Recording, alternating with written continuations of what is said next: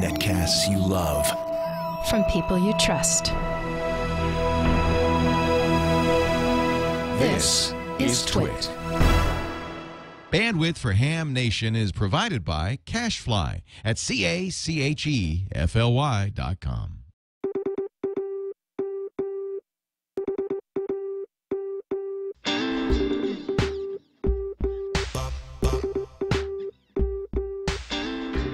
This is Ham Nation, episode number 19, recorded September 27th, 2011. Martin Jew, MFJ Enterprises. Leo Laporte, you've got a television network. Let's do a show. Ham Nation is on the air. I think there's a top 40 disc jockey somewhere inside here trying to get out. Hello, Gordon. How are you doing out there in California?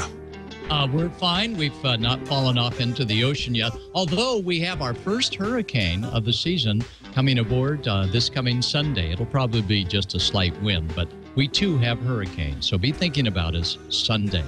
And hey, did you work some of that DX yesterday? Fantastic, huh? Yesterday, I was driving back from South Carolina. Well, actually, I was driving around South Carolina and North Carolina as part of a great big bike tour. We were helping out the MS Society and their breakaway to the beach, which was 100 miles on Saturday, 100 miles on Sunday.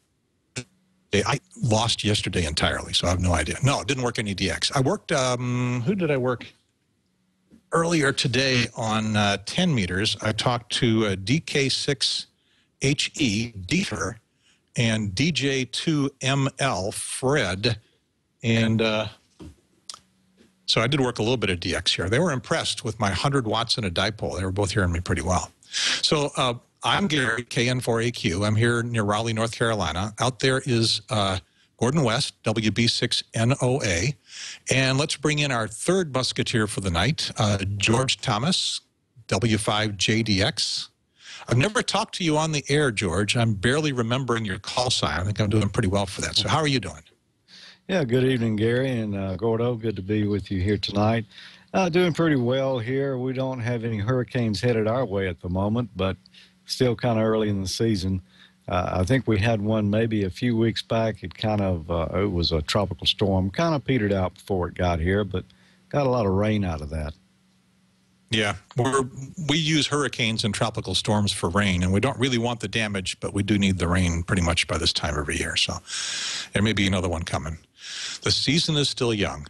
No Leo Laporte tonight. Leo is home doing probably stuff his wife is telling him to do. So no Leo tonight. Gordon, does that mean that we can goof off and make mischief, or do we have to be on extra special better behavior? Now, knowing Leo, Gary, he's probably got his own little camera built into his wristwatch, tied into the internet, streaming high-speed whatever. Because remember, we saw him that first time down at his jacuzzi. So yeah. I imagine Leo is watching, so we have to behave. He's probably got a secret off button. He may. You know, it's a box. So as long as we're seeing ourselves coming back on Skype, we're probably okay. Anyway, and Bob is clearly not here. Bob is off at another convention, and there's a slight chance that we'll see his face. It's early morning wherever he is. But we might get a chance to see him. And Gordon, I'm wearing my purple shirt. I understand that purple is the official Twit color. So do I look right? Do I look good?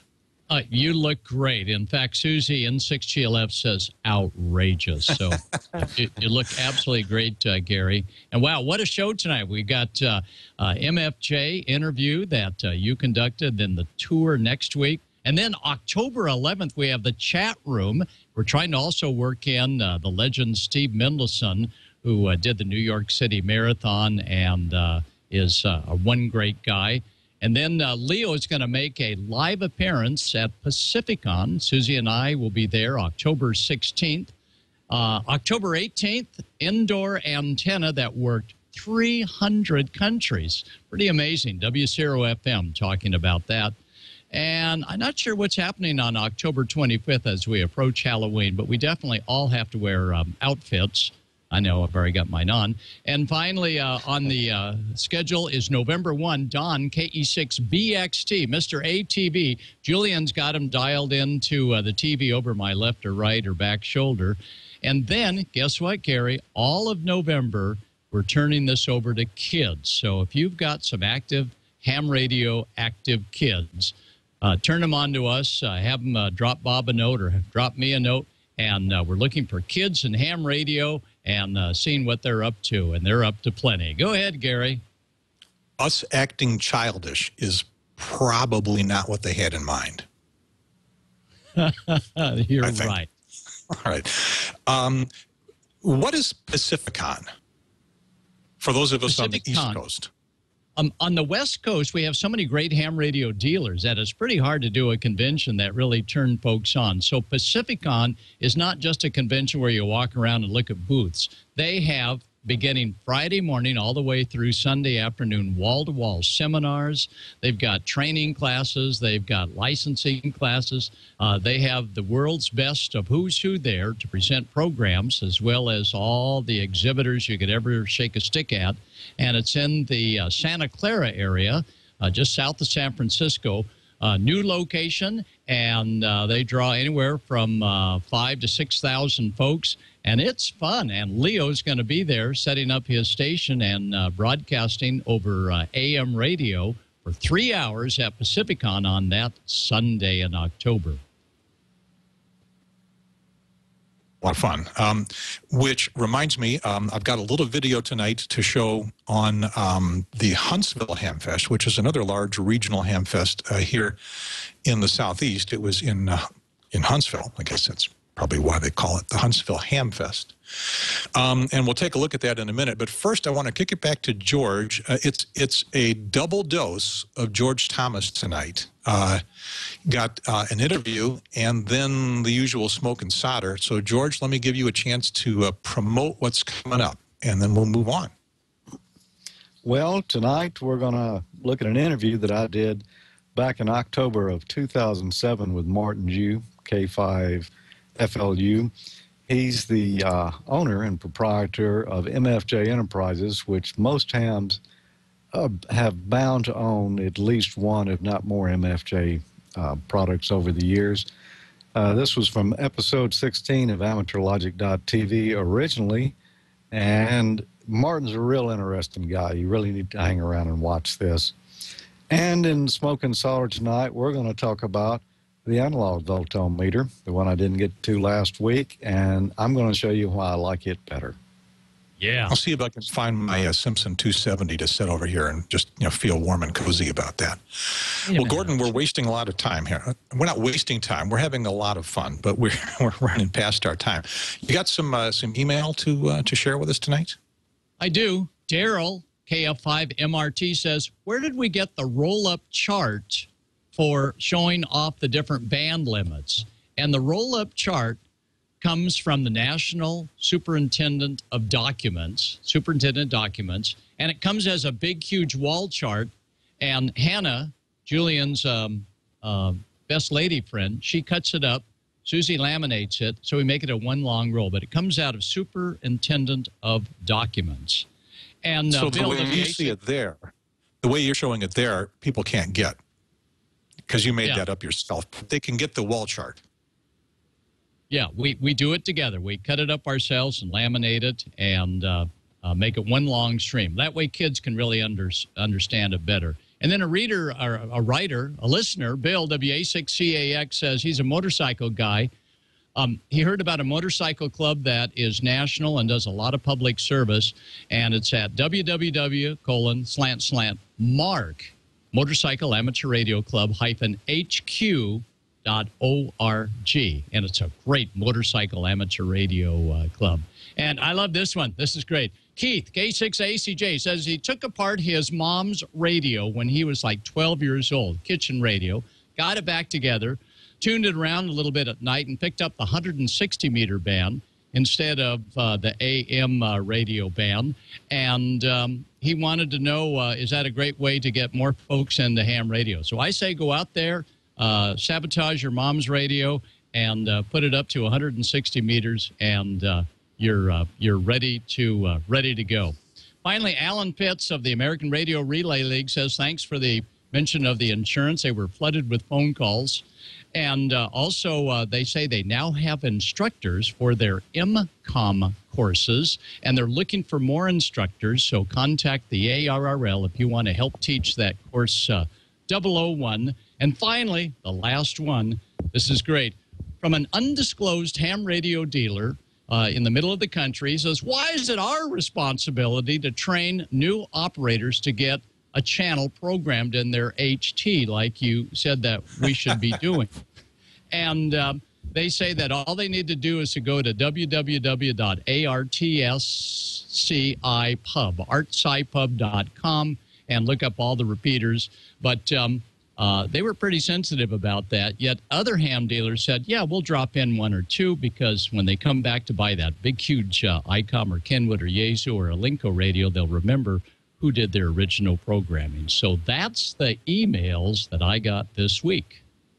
I have something to say about the radio programming, and I'm going to hold off until the end of the show or maybe the next show, because we're running a little bit short on time here.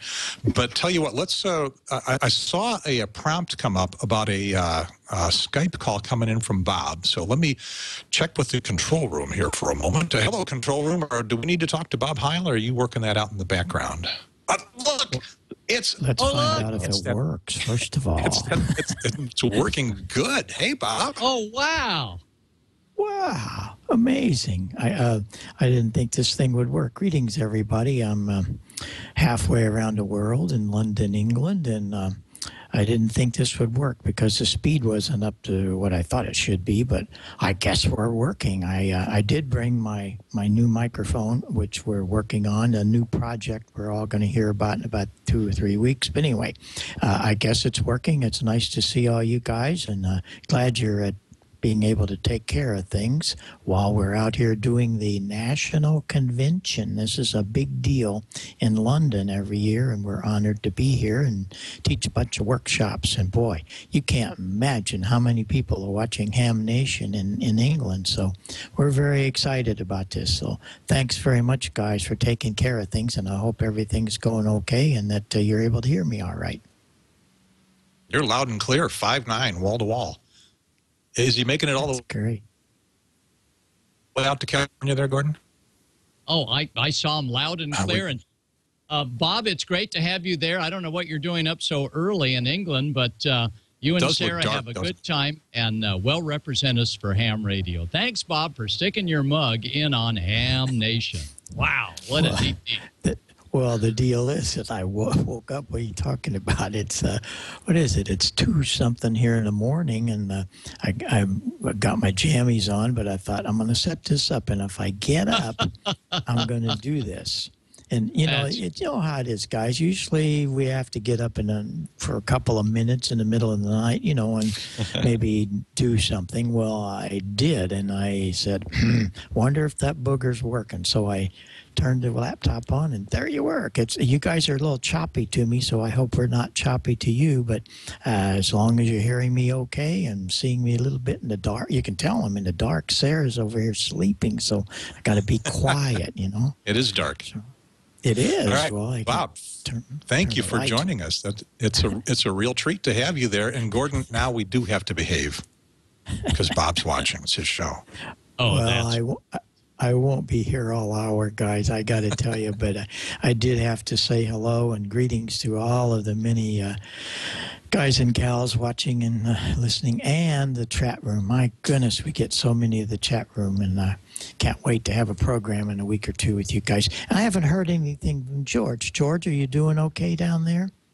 Hey, Bob, I'm doing fine down here. It's nice weather, and we're looking forward to seeing you when you get back here in the States. Can you tell us anything about the Ham Fest over there yet?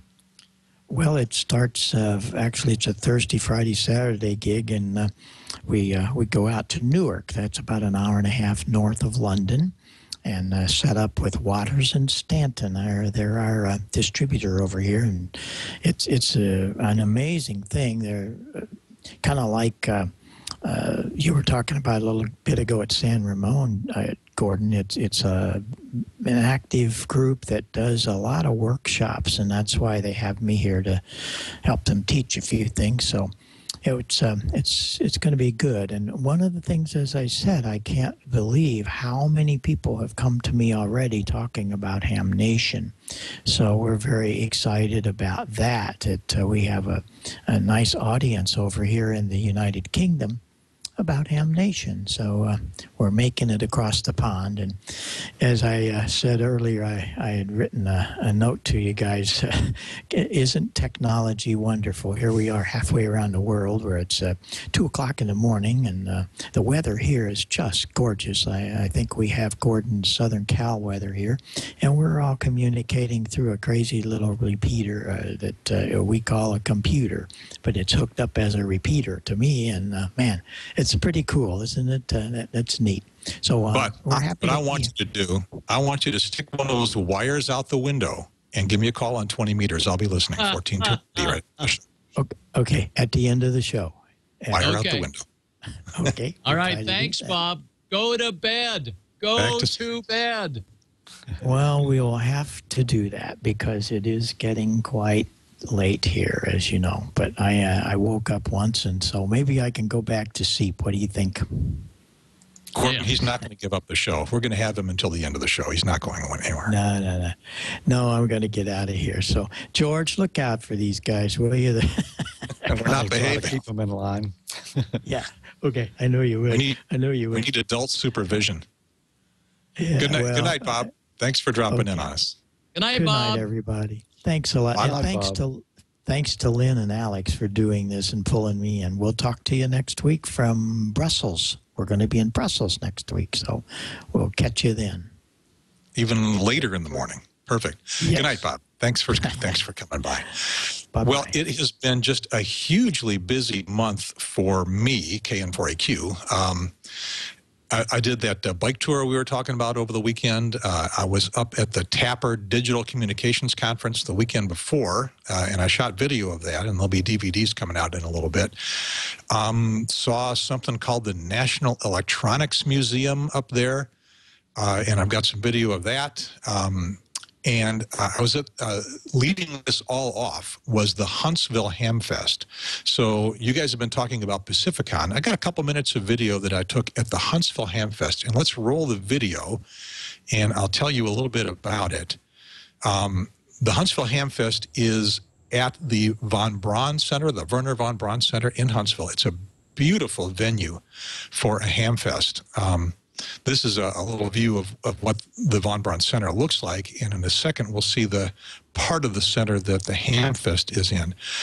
A lot of Ham Fests are in fairgrounds and facilities that are, maybe a little bit less than really first class. Well, this place is first class. And it's not very expensive to get into, just $7 is the admission. The booths and stuff are a little bit more expensive. It is all in one big, huge room, and this is a look at the room where the commercial exhibitors are. And they get most of the big exhibitors. They get ICOM, Yaesu, Kenwood, and Elenco, the big three Japanese distributors or manufacturers, rather. They get the American guys. They get Tentec and Flex and Elecraft. So they've got the Americans, and then a whole lot of the smaller manufacturers. Oh, Alpha is there as well. A lot of the smaller manufacturers and distributors and the ham stores. And at Dayton, just about anything in ham radio is represented in some kind of a booth. That's not quite the case at Huntsville. They have a lot of them, but they don't have absolutely everybody. But they have a lot, and they have several of the dealers. So if you want to buy a radio, it's a good place to go buy a radio. I think we're seeing some of the dealers and some of the manufacturers. Gigaparts is the hometown dealer, and they basically build a store. Their whole store just gets moved over to the Ham Fest. So, plenty of opportunities to buy stuff. Then, the flea market sort of wraps around the commercial exhibit area in a kind of an L. Oh, there's the W5KUB guys streaming live. They always show, and I don't know who that is there. They've got a youth lounge. I think they may have originated the concept of the youth lounge, so something to do for young hams and young hams to be. And I think we're looking out of the flea market now. Yeah, that's the flea market. It is huge. Well, the hall is classy. When the hams show up with their flea market stuff, they manage to bring the level of class down a notch, perhaps. I mean, it's ham radio. You know, but nobody wears tuxedos and tails in ham radio, except it may be a ARL convention.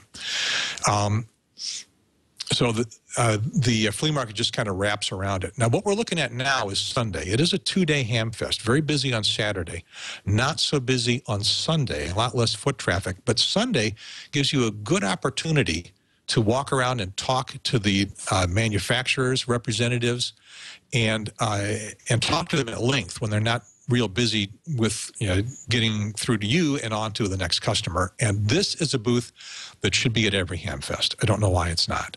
Honey baked ham. The world's best ham meets the world's best hams. Pretty awesome. Have you ever seen a honey baked ham display at a ham fest, Gordon? That was great. That was wonderful. No, I've never had a honey baked ham display at a ham fest out west.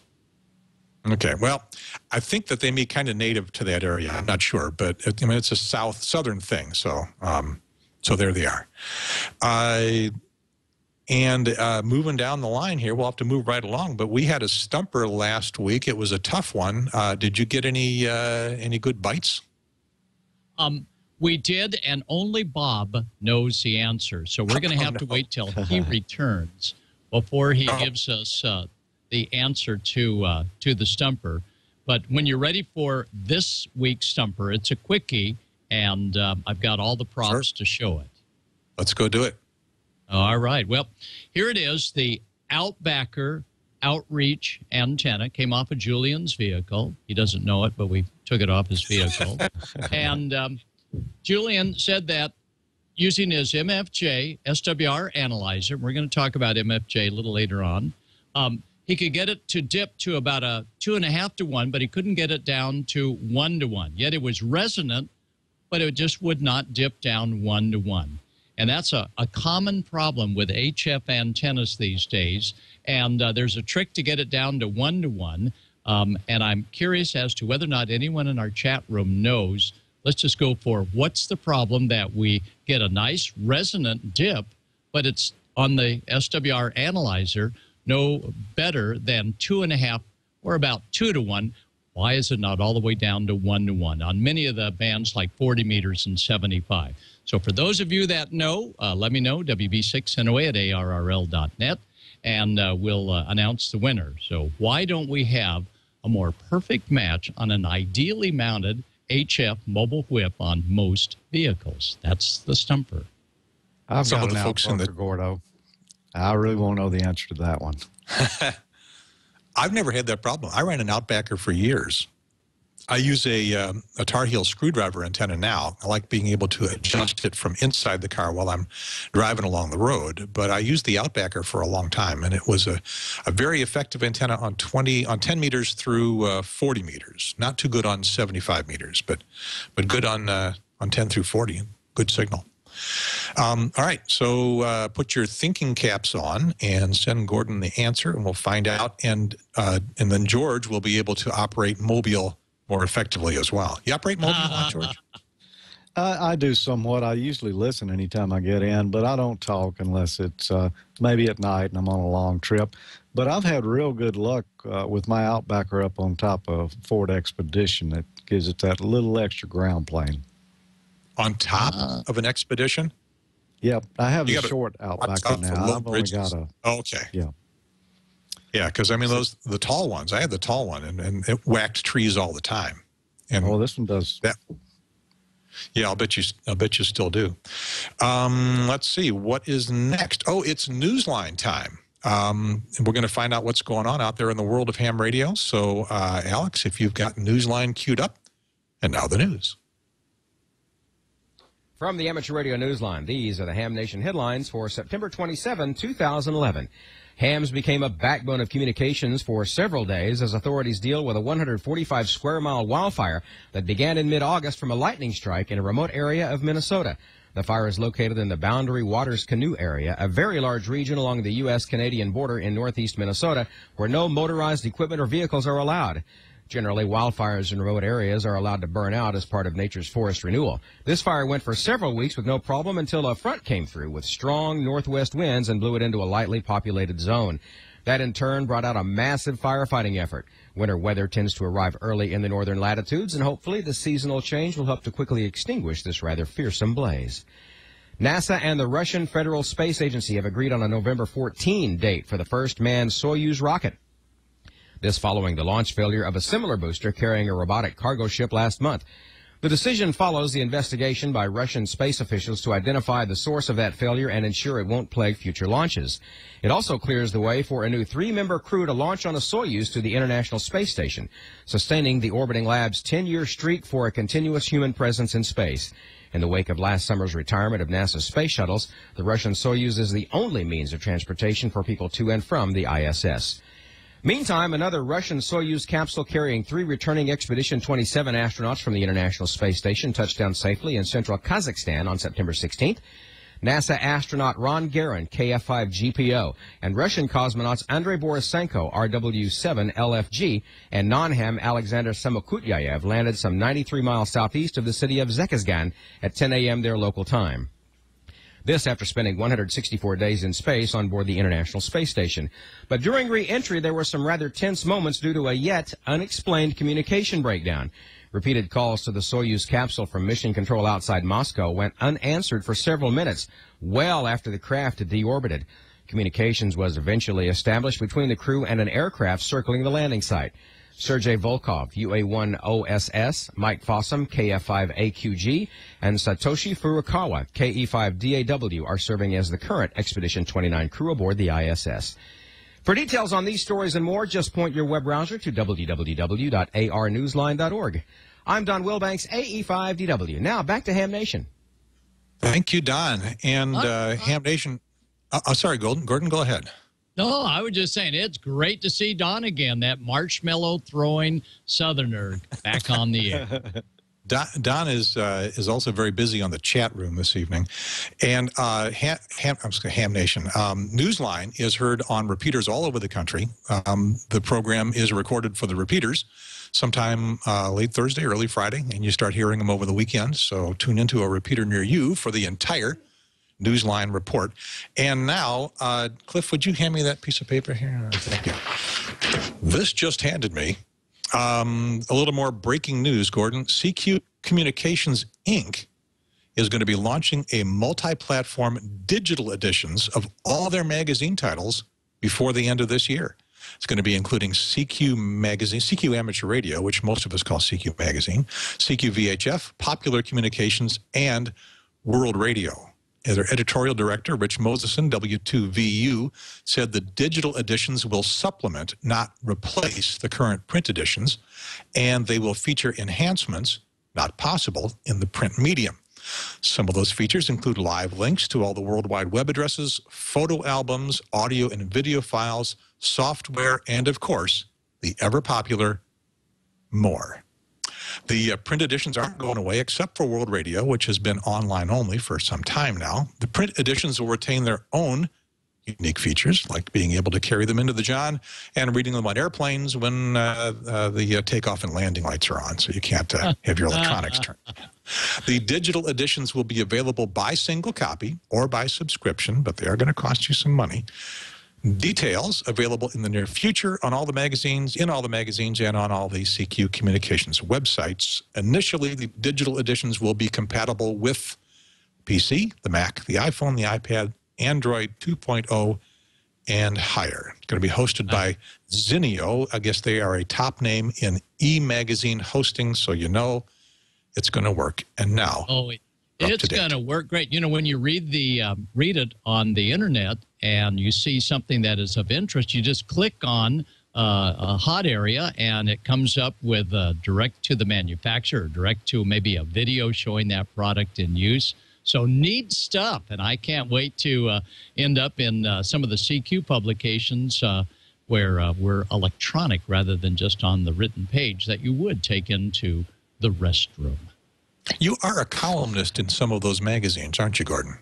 I am. I write for CQ, and I do their buyer's guide once a year, and that's always a fun one. Don Arnold back there, who's in the chat room, saying, hey, I brought out the Outbacker antenna, and I love my Outbacker. Incidentally, that anomaly of the SWR is on any HF antenna, not just the Outbacker, any ham stick. They all have that little problem. We'll see who's got the answer. Anyway, he says he can't wait for folks to be able to read an article and just click on things in CQ and see what it says for added attractions, huh? All right. Well, we got to move along. It is time to bounce back to George. And George has a very interesting interview coming up. So, George, take it away. Okay, this is an interview with Martin Jew, K5FLU of MFJ Enterprises from October of 2007. Good afternoon, Mr. Jew. It's nice to finally meet you. Well, it's good to meet you too, George. This is your office that we're in now. It's quite interesting, all these radios you've got in here. We'll talk more about those in a minute. When did MFJ start? What year? MFJ started selling ham radio products in about October of 1972. But actually, MFJ started earlier than that, around 1969, when I came back to Mississippi State, to Starkville, to work on a PhD at Mississippi State University.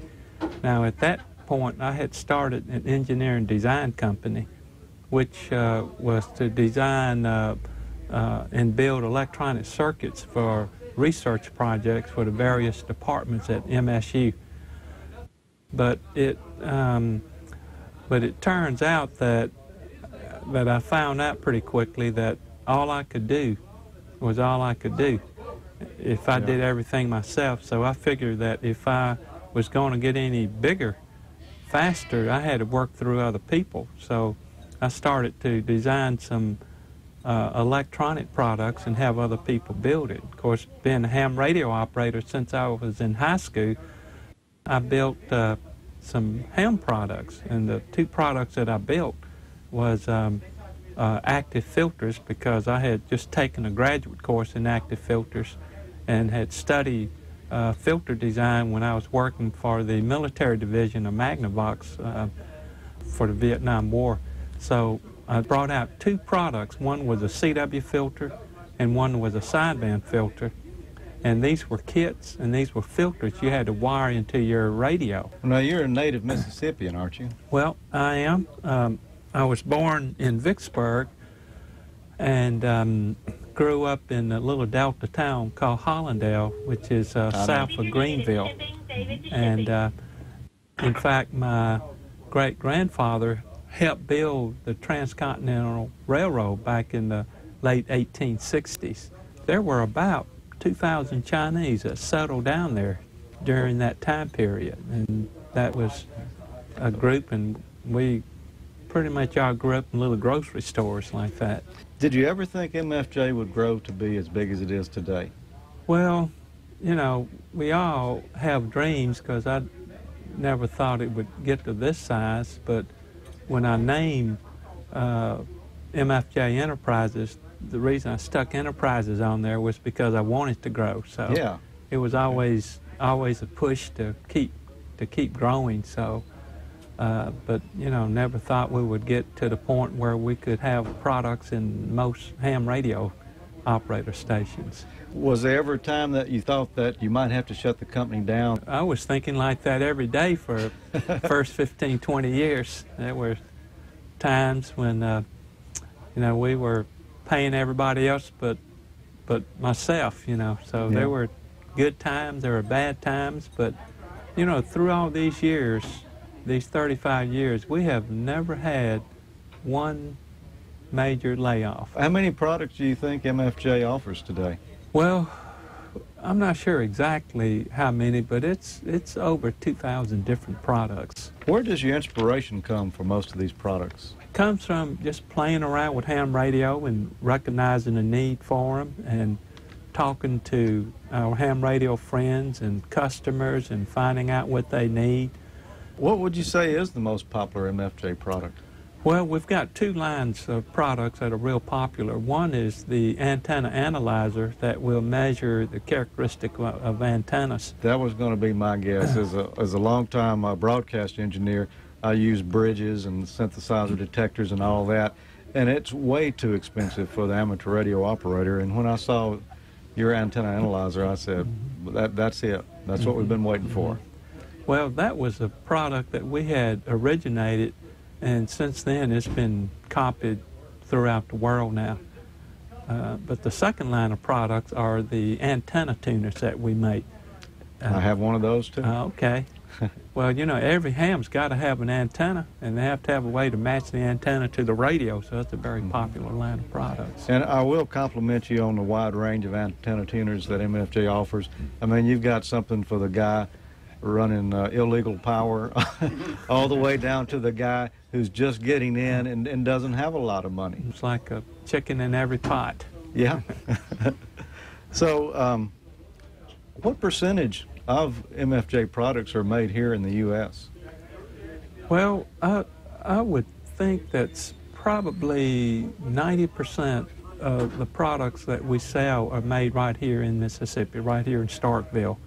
And the other 10% are products that have a lot of plastic in it, and they are the less expensive products. They're things like clocks and watches and those kind of things. Commodity type of stuff. The commodity products. Well, I would compliment you also on that, because I don't think any other major amateur radio manufacturer could make a claim to anywhere near 90% made in the U.S. today.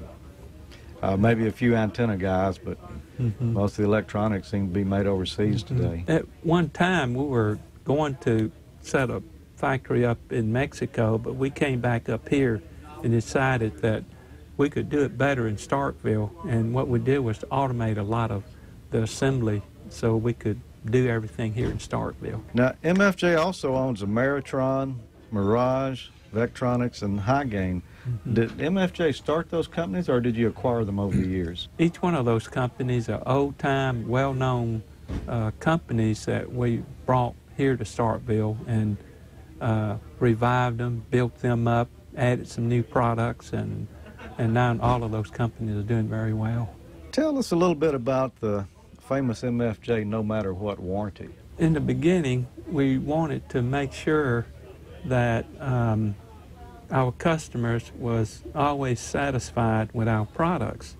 And when I was growing up, Sears and Roebuck was the big company, and you know, we used to get this big, thick Sears and Roebuck catalog, and you know, we just order it, and they had a you know, money-back guarantee. So that's who we patterned that after. And if somebody buys a product from us, no matter what happens to it for a year, they buy it, they take it home in the back of a pickup truck, falls out, somebody runs over it, we'll give them another one or give them their money back. Well, that's quite a guarantee. I was speaking with Richard a little while ago, and he mentioned this spiral-bound notebook sitting here in front of you. What's the story on those? Well, that came about from my engineering background. Back when I was going to Mississippi State, we all had to keep notebooks, and during all the design and engineering, I always kept a notebook on all my designs, and I just extended it to my everyday business thing. So anytime I do anything, it ends up in my notebook. I start off with the date, and I record every phone call, recall most of our conversations, and just about everything is in this notebook. And I started doing this from the very beginning. And on the shelf over here, there's 35, 40 years worth of notes that I've taken throughout the years. Wow. So this kind of predates the personal computer then, number of years. As a kid, you know, I didn't have much money, so I built my own transmitters and receiver like all the hams during the time period that I grew up. And, you know, a lot of the hams now would like to collect the very best of the radios, but the collection that I have were the low-end radios. These were the radios that were available to the young hams back then. So these are all the novice type, the beginner type radios, and they start from the 1940s through the 50s, 60s, 70s, 80s, 90s. And for example, that little Heathkit transmitter, that gray box over here, was that was the very first transmitter that Heathkit brought out, and I think back in 1951. And the two boxes up there were early inexpensive receiver and transmitters that were available to the hams. And the Helicraft receiver over here is one that I had when I was a novice. It was 1940s radios. Wow. So, and these were Heathkit beginner radio receivers and transmitters. And there's some QRP Heathkit, some early Tentec radios, and there's some antenna tuners back in the 40s and the 50s, and the old Helicraft radios, and some of the Johnson stuff. But these were the cheap radios back in its days. Well, you can kind of see the progression of Heathkit through your shelf right there, and their different color schemes as they throughout the years. Yeah. And I have a whole collection of shortwave radios back on the other side of the bookcase. The old beginner Heathkit shortwave radios here.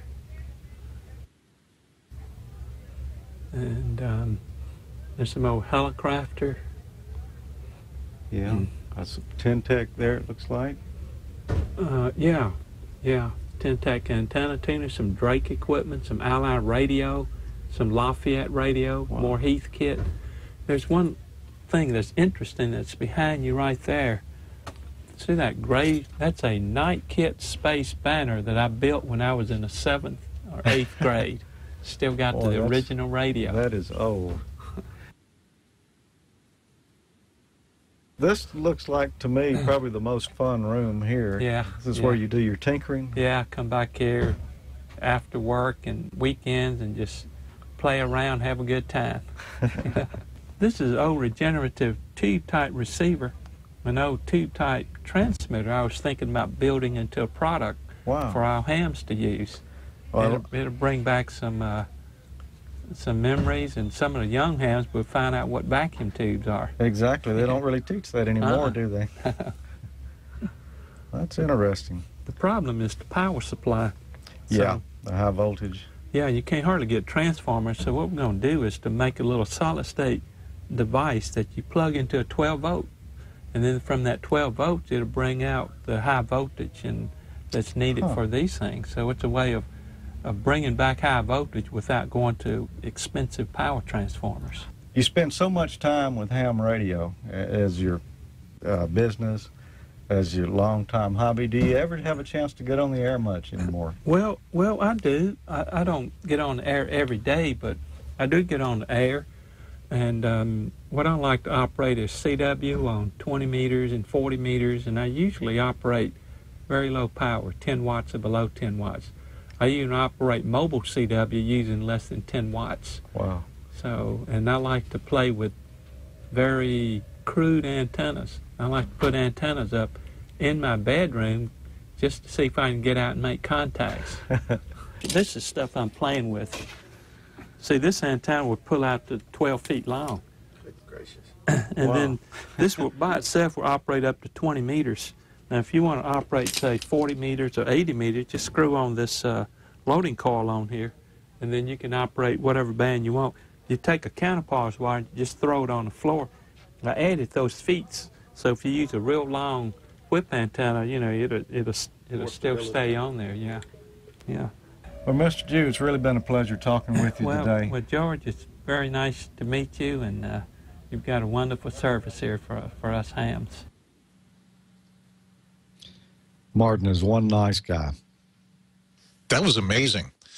It really takes a company like MFJ and humanizes it. And for most of us, it's catalog. And now there's a face attached to it. Yeah, and wait till next week when we take a look inside the factory there and see how they build all this stuff. Yeah, and the chat room went nuts with all the old-time equipment.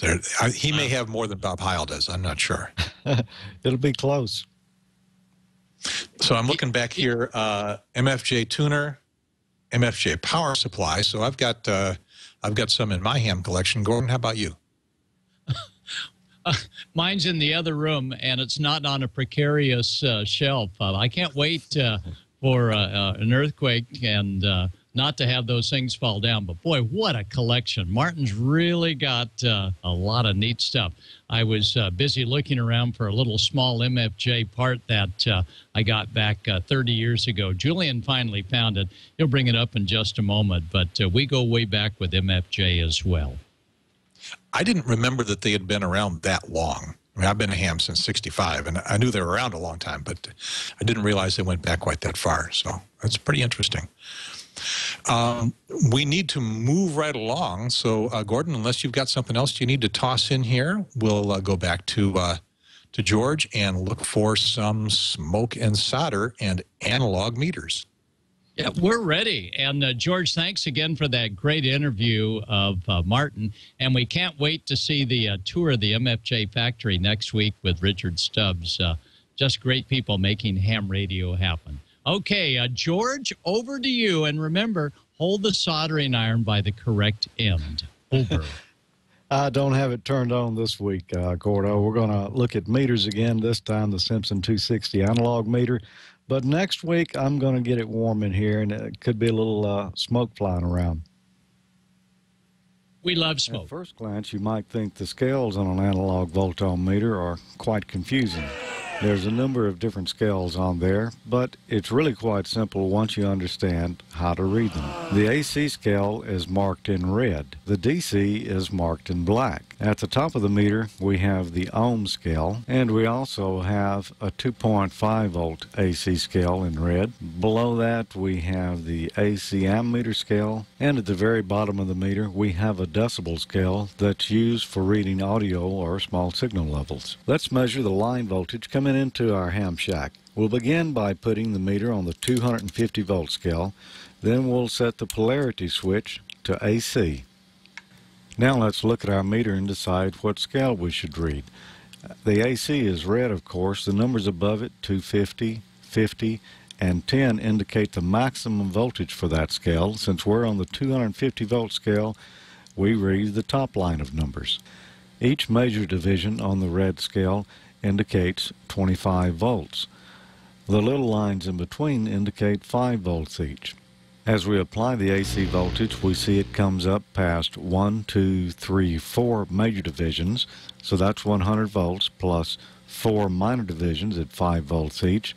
That would be 20 volts, and we're just a little over that, so I'm going to call it 122 volts. Now let's measure a 9 volt battery. We switch our meter to the DC position, and we select the 10 volt scale.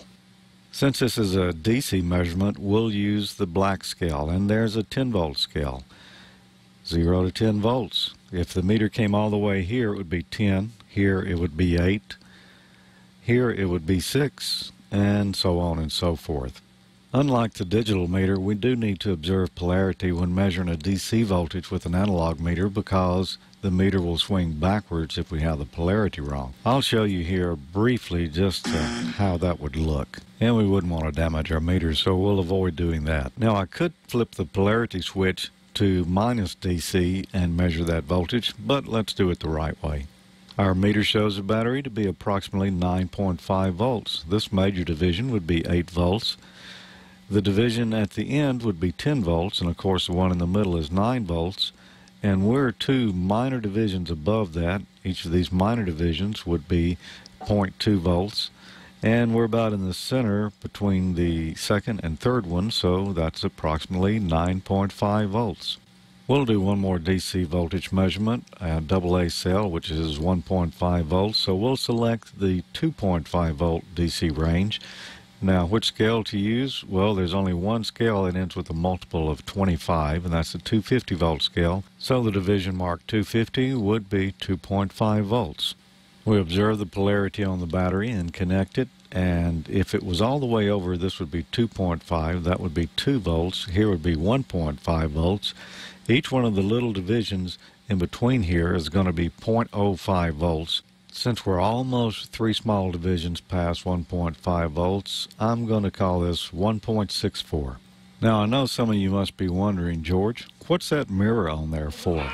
Well, that's a very good question. It helps eliminate parallax error. The angle that we're viewing the meter from can affect the reading that we get, and that's why we use the mirror.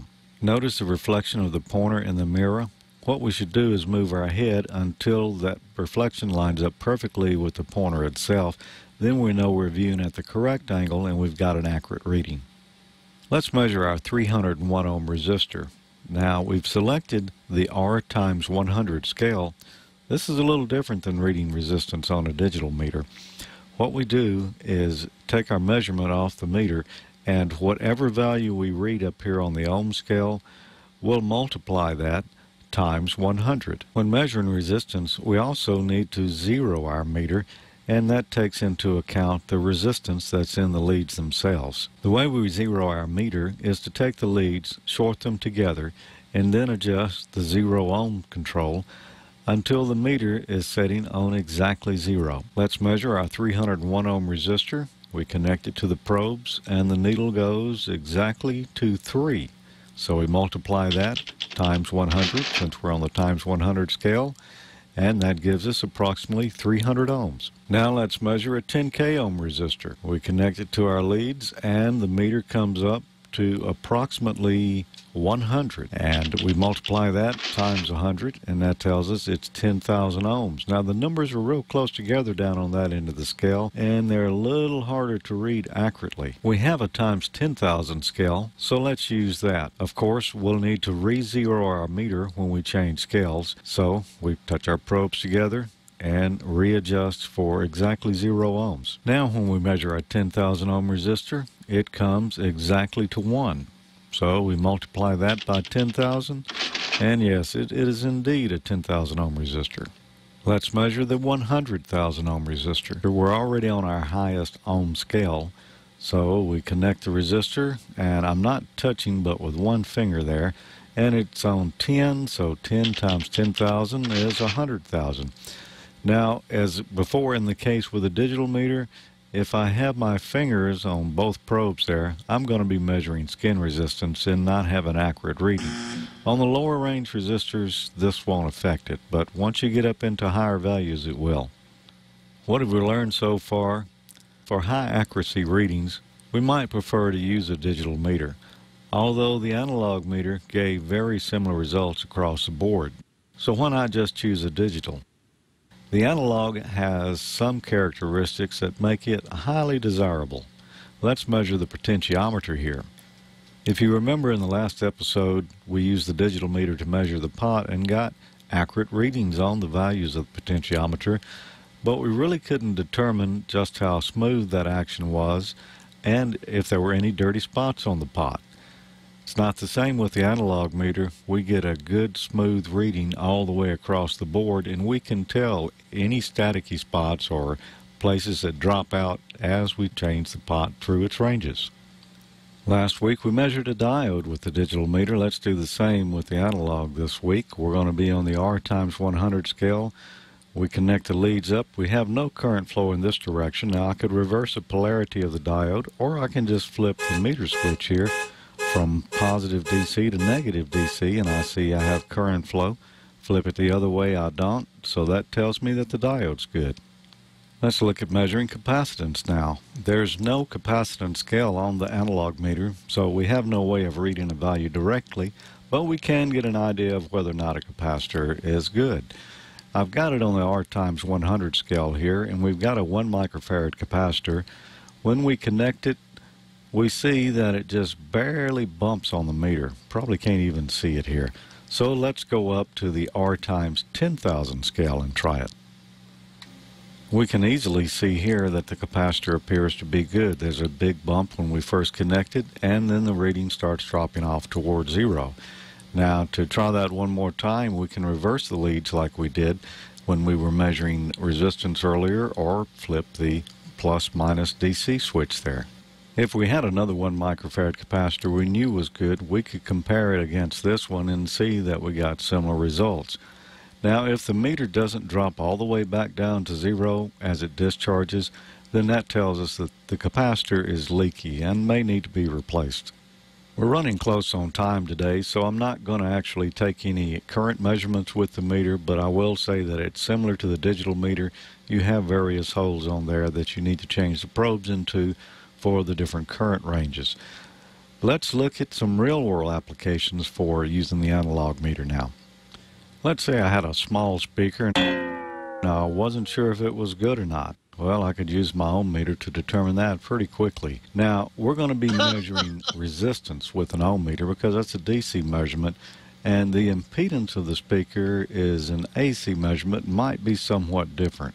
If we touch our probes to the input of the speaker, we'll hear a little static when it initially connects, and if we look at our meter, we see that we're reading 6 ohms instead of 8, but that's not unexpected. Gordo suggested that I might want to talk about measuring the resistance or the current of a battery. I decided to do them one better. We'll measure the resistance of the AC wall outlet here.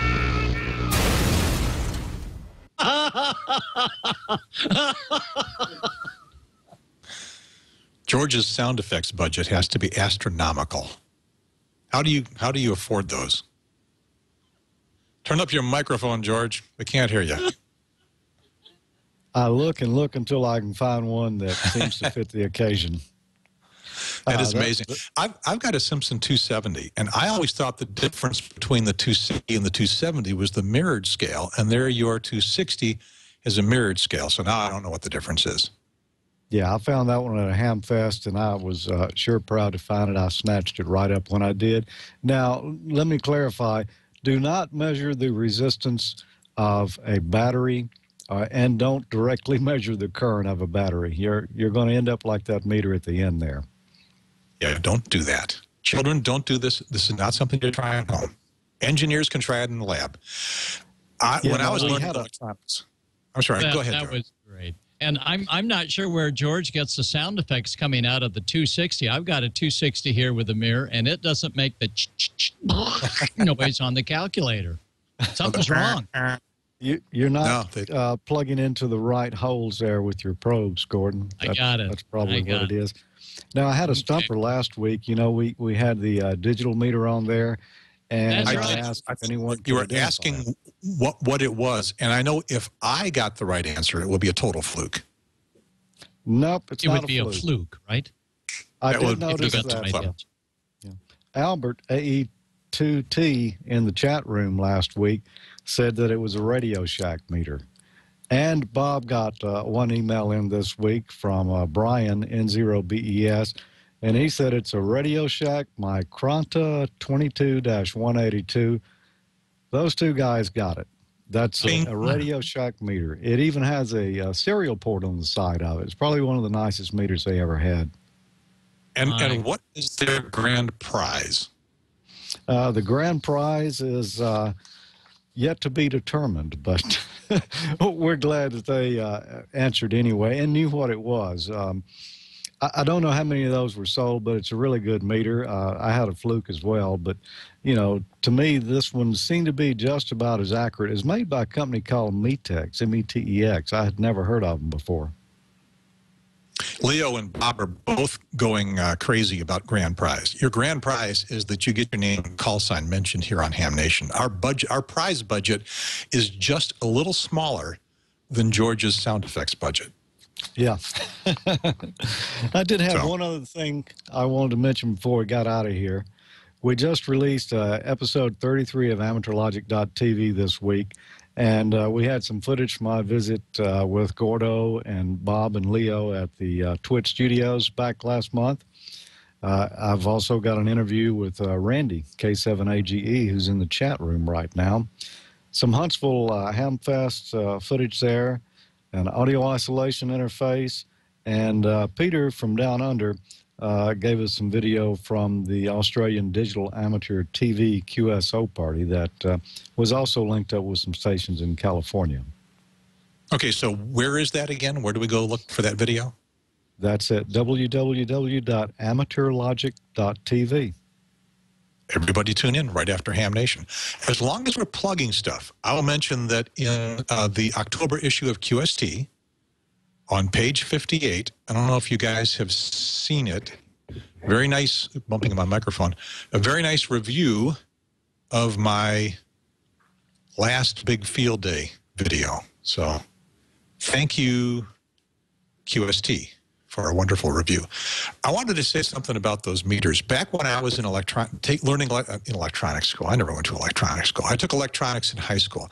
Back when I was learning electronics, along with Marconi, who was my lab partner, whenever we would plug a meter probes on something, especially something that was relatively high voltage, somebody would be sitting behind us or standing behind us over our shoulder like this. And as soon as we touch the probes, that's what they do. And, of course, we would jump and, you know, the part would fly. So I'm assuming you guys had similar experience. Yeah, we used to charge up capacitors and throw them around. People in electronics are bad. We're bad. Thank you, Gordon. Thank you, George. We'll look forward to the second half of your MFJ interview and something new in Smoke and Solder on Ham Nation next week. Good job. Okay. Fun time, Gary and Gordo. Stick around. Right, We'll bring you back, George. We're seconds away.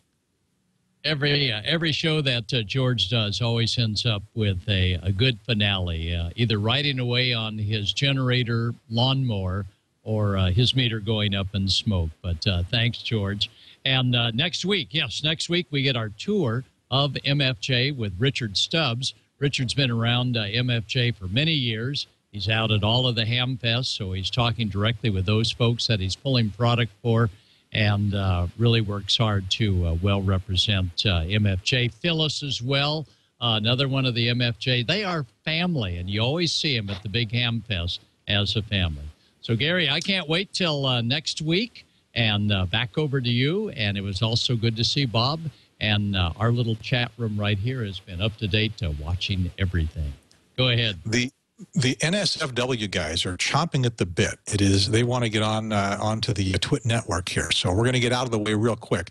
But the chat room has been going frantic about what frequency we're going to be on, and I'm not sure where we've ended up. I think I've got it. 14.290, 14.290 for the 20 meter band, and Julian says somewhere on 40 meter, probably where we were last week. So 14.290, and they've already got it warmed up for us. Okay, I know they've been talking there. There's something about maybe W1AW. Let me see if I'm listening there now. I'm not hearing anything on 14.290. So maybe if the ARL's on there, they could be in my skip zone, or maybe they're done. There's also going to be a chat going on D-Star, and I've got my 92 here with my DVAP because the local repeater on D-Star's gateway is down. So this is the DVAP. It will allow me to connect it to my computer to use my handy-talkie and communicate through the D-Star network. And we'll have a show explaining all this stuff in some more detail, hopefully in the very near future. But let me push a button here. Last time Gordon did this. System linked. Last time Gordon did that, he knocked himself off the air. So I was careful to be. He certainly did. 7204 for 40 meters. 7204 and 14.290.